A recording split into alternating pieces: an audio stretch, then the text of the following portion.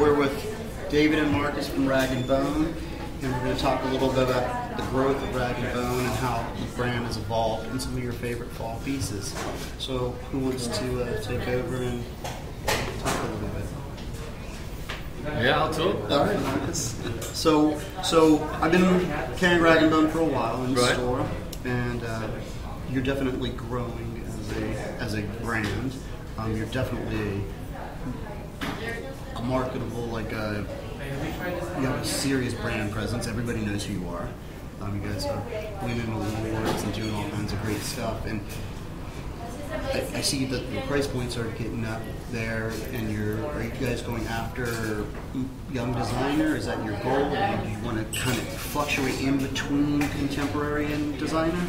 I don't know if we have a specific goal to elevate the brand to a different place. I think we started with this brand with no experience, with no training in fashion, so it's been totally self-taught. And as we've taught ourselves how to make the clothes that we've been making, we've carried on learning, and I think it's inevitably and naturally developed in both directions to make things that aren't so expensive and things that just happen to be more expensive, like tailored clothing is inherently more expensive. I don't think it's an intention of ours to elevate the brand out of reach of our core customer. But it is really fun to be able to work on projects with tailors and in categories that we've never worked in before. And sometimes if you're going to make things well, they're going to be more expensive. So that happens naturally. Oh, absolutely. And you guys have always been from day one sticklers on quality. You've always used great denim fabrics. Your shirtings have always been fabulous. Just maybe the guys who are buying your blowout items that I consider like no-brainers, your Japanese, the flame rag ones, and your core kind of basics. Those move like you have to be really dumb not to buy those because they feel good, they fit impeccably. Everybody is always wanting them. But how are you trying to get that customer into some more your tailored pieces, which are exquisite pieces? Well, I don't know. We just continue. We have a pretty set philosophy. We know what we like.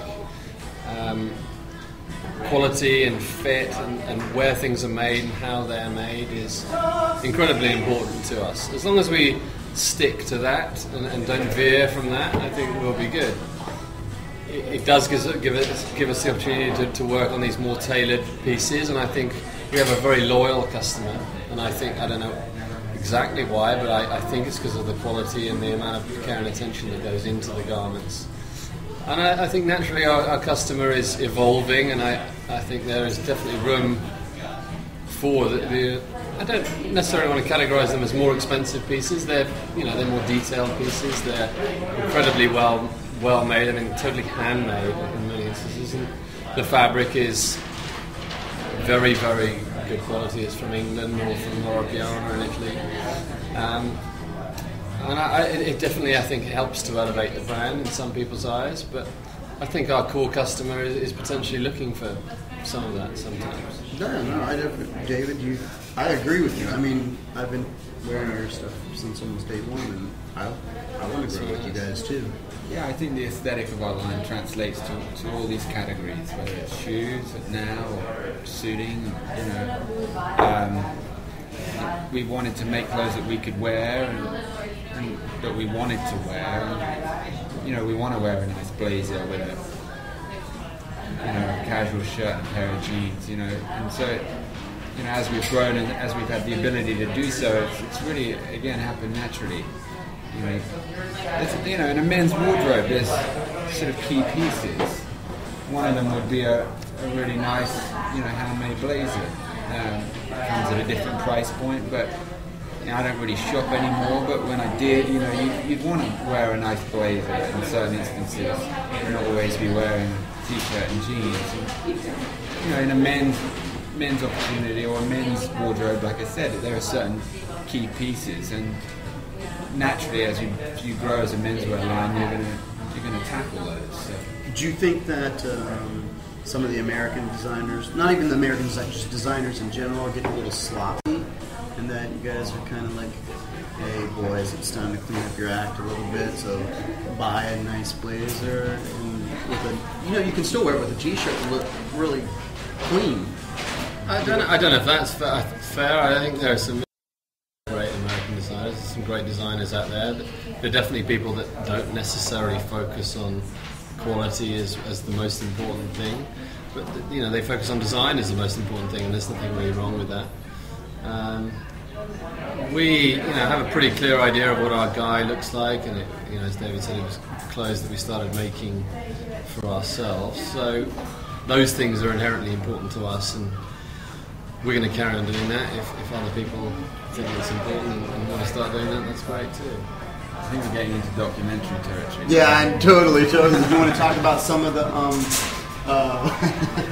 you want to talk about some of the fall pieces, and then we'll wrap it up. This is cool. This has steel in it. It's a wool steel cardigan. It actually has metal. We tried this a few times. The first few attempts were like Brillo pads. Yeah, this is but it feels good this now. is perfect. Yeah, so it's steel and wool. Steel and merino wool, I think, isn't it? Yeah. Excellent. Let me pull this aside and you guys keep going.